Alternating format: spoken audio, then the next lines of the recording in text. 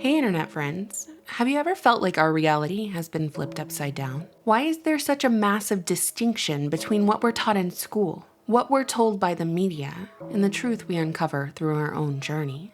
Have you ever noticed that seconds, hours, decades, and centuries tick by on the clock, yet some moments get stuck there between the gears? Over a century ago, in my hometown of Atlanta, Georgia, a girl was murdered, and with her body, the truth was buried. Whether by chance or by design, the void was filled with something else entirely. Something that became a legal allegory of sorts, one shrouded in controversy. With the passage of time, facts were watered down and the past was all but erased, only accessible to those who knew exactly where to look. Which is why we're all here now.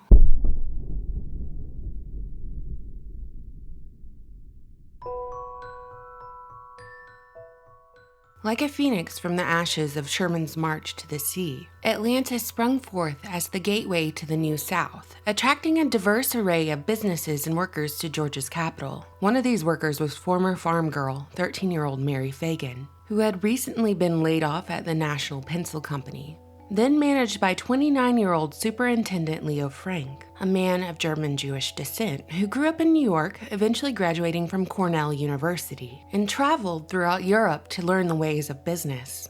Though he journeyed south only a few years prior to implement his European lessons, Frank made fast friends within his community, becoming president of the Atlanta chapter of B'nai B'rith, which is much like a Masonic society but strictly for Jewish folks that was created in New York after the American Revolution. On Saturday, April 26, 1913, on the day of what was once celebrated as Confederate Memorial Day, little Mary Fagan entered the office of her boss, Leo Frank, to collect her pay of $1.20. Frank would be the last known person to see Mary alive. The next day, in the wee hours of morning, Newt Lee, the night watchman, discovered a horrible scene in the basement of the factory, where Mary's brutally beaten body was left atop of a flurry of pencil shavings, with a cord cinched around her neck, her autopsy later revealing she'd been raped. And beside her corpse were two notes describing her murderer, a long, tall black man called the Night Witch, written through Mary's perspective, as though she jotted it down during her final moments. The black night watchman who discovered Mary's body was immediately brought into the police station as a suspect, and police wasted no time in attempting to get a confession out of him, even going as far as firing off a gun next to his head during the interrogation. But that confession never came. More suspects were arrested as pressure mounted to find Mary's killer, but eventually only two suspects remained. The first was Jim Conley, the pencil factory's black janitor, who held the lowest status job at the factory but was paid 50% more than white child laborers, and held special privilege of never having to punch the clock as granted by Frank, and was seen washing red stains out of his shirt while at the factory, which police later determined to be rust. And the second suspect was Leo Frank, the last person to admit seeing Mary alive. Frank quickly hired the best defense team money could buy to prove his innocence in the murder trial that made front-page headlines that entire summer. In the courtroom and beyond, lies were told, stories rehashed, true character revealed, and bribes offered. The case began to heat up after Conley admitted that he wasn't illiterate like he originally claimed. And in fact, he swore that Leo Frank paid him to write the murder notes, framing Conley's entire involvement as an accomplice in the murder of Mary Fagan, with Leo Frank as the main suspect. Refusing to be cross-examined unlike the other suspects, Frank's story began to unravel as his accounts of what occurred after Mary left his office started to change with each recollection. Originally, Frank swore that he stayed in his office following Mary's departure after receiving her pay envelope. But later, Frank stated he might have taken an unconscious bathroom break that would have placed him walking past the metal room, the site where Mary was believed to have been murdered and at the suspected time when the attack occurred. Another young worker was called to the witness stand, claiming that she had gone to Frank's office right after Mary left, and Frank wasn't there. She even waited around for a bit, but concluded that Frank had gone home for the day. The character witnesses included a string of female employees who all had the same thing to say about Frank. He was a touchy, leery pervert with a penchant for young girls. So after a drawn-out trial that garnered immense public attention, and claims from the prosecution that alleged bribery and witness tampering from Frank's legal team, the grand jury reached a unanimous verdict. A grand jury which, by the way, included Jewish members. They'd all decided that Leo Frank was guilty. After being convicted of murder, the judge sentenced Frank to death by hanging, which was set to be carried out that October, but after Frank's legal team attempted several failed appeals all the way up to the federal level, attorney and Georgia Governor Slayton eventually had Frank's sentence reduced to life in prison. The public response was one of anger, as they believed the justice system had failed the real victim, Mary Fagan, because of under-the-table deals and conflicts of interest, given that Governor Slayton was a partner at the law firm of Frank's defense. On August 16, 1915, a group of about 25 men who called themselves the Knights of Mary Fagan kidnapped Frank from prison and lynched him in Marietta, Georgia, his body facing the direction of the Fagan residence.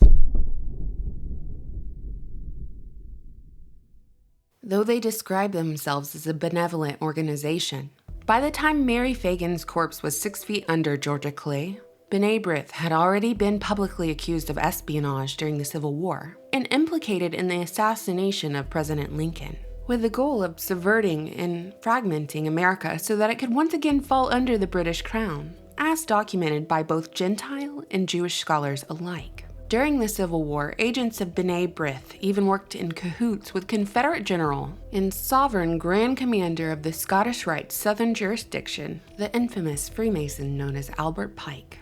It was reported that after Leo Frank was found guilty and convicted of murder, he was once again re-elected as president of B'nai B'rith's Atlanta chapter, whose members were adamant in perpetuating the narrative that Frank's fate relied heavily on Conley's testimony, the testimony of a proven liar and second-class citizen in the post-Civil War South. And B'nai B'rith even went as far as inscribing in stone that everyone in the courtroom during that sweltering southern summer, aside from Frank and his defense team, was either bribed, threatened, or fell under one all-encompassing term: an anti-Semite.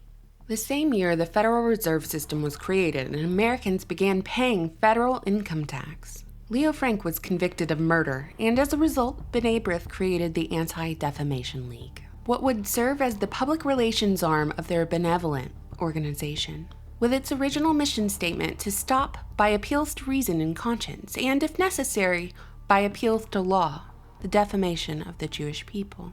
As the years watered down the public awareness of the Leo Frank trial, the ADL ramped up their campaign to paint Frank as an innocent man and victim of anti-Semitism. Their efforts stretched across various platforms, publications, docu-series, college curriculums, and music theater productions.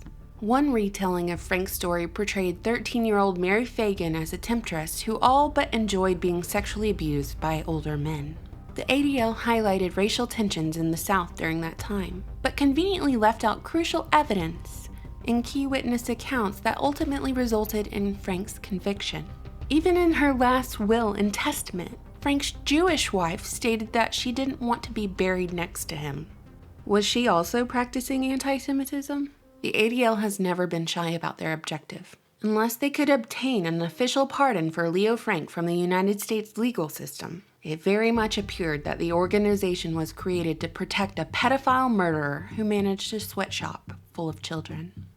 In 1982, it seemed like the ADL would get exactly what they wanted when Alonzo Mann, in his old age, came forward with a statement. He'd lied in 1913 during his sworn testimony. He corrected the record, saying that on April 26, 1913, when he was a 14-year-old office boy at the National Pencil Company, he witnessed Jim Conley carrying the body of Mary Fagan. And when Conley realized he'd been caught, he threatened Mann's life, saying that if he told anyone, he'd kill him. So 67 years after Frank was lynched, Mann came clean, which started the process of the ADL petitioning for a pardon. But what the ADL considered a bombshell only confirmed Conley's testimony. He was an accomplice to the murder. An appeal to tribalism would have you believe that an innocent man was lynched for a crime he didn't commit because of anti-Semitism. An appeal to common sense leads you in a different direction. Mary Fagan obviously didn't write her own murder notes, so if Jim Conley was really the one guilty of homicide, then why would he implicate himself in the notes? Isn't it more logical to consider that Conley was probably paid by the real murderer to write those notes in the aftermath of Mary's death, assuring Conley that the physical description of a long, tall black night witch would fit the physical description of Newt Lee, who they both knew would be the one to discover Mary's body the following morning. Pair that common sense explanation with the forensic and circumstantial evidence, character witnesses, and the ever-changing personal testimony that eventually planted Leo Frank at the scene of the crime at the time of Mary's death, and that's how a unanimous guilty verdict was reached.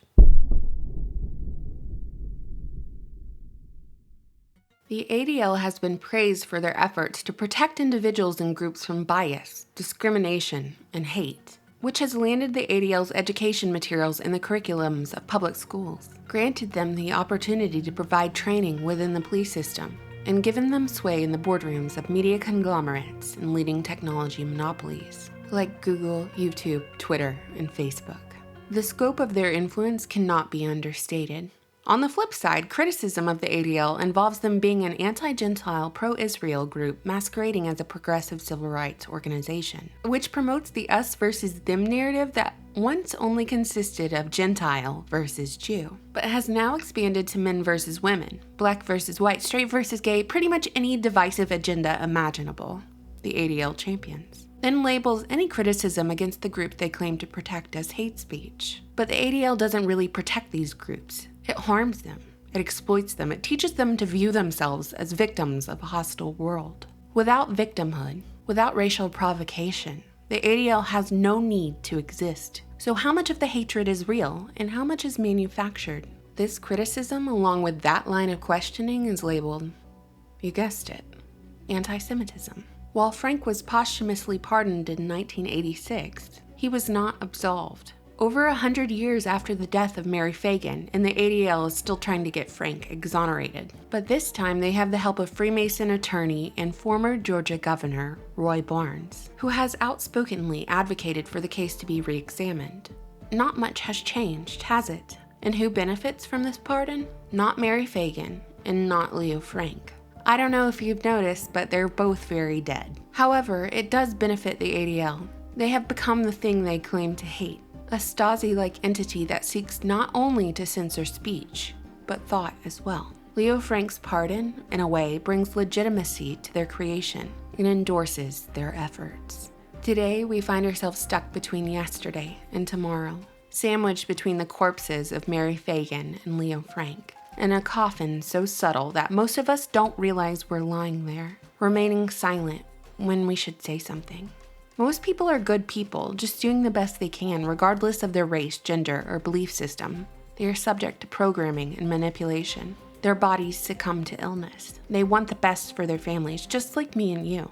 It is only a sliver of a percentage of individuals who commit acts of evil. They are not honest about who they are, and instead they construct illusions to shield themselves from jagged truths that bleed out of a past once buried. And that is the crux of the matter.